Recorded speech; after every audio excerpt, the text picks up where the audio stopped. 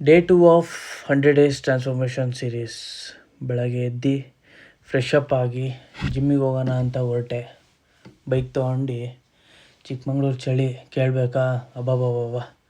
So ಸೀದಾ ಜಿಮ್ಮಿಗೆ ಹೋದೆ.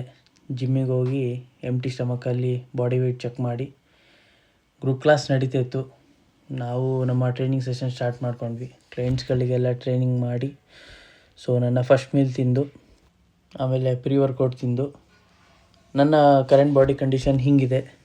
So workout start ಮಾಡಿದೆ. ಬ್ಯಾಕಿಗೆ 4 ವೇರಿಯೇಷನ್ ಆ್ಯಂಡ್ ಫೋರ್ ಆರ್ಮ್ಸಿಗೆ 4 ವೇರಿಯೇಷನ್ ಮಾಡಿ ಕಾರ್ಡಿಯೋ ಮಾಡಿ ಫಿನಿಷ್ ಮಾಡಿದೆ. ಒಂದು ಪ್ರೋಟೀನ್ ಶೇಕ್ ಕುಡ್ದು ಪೋಸ್ಟ್ ವರ್ಕೌಟ್ ಮೀಲ್ ತಿಂದು ಜಿಮ್ಮಿಗೆ ಬಂದೆ.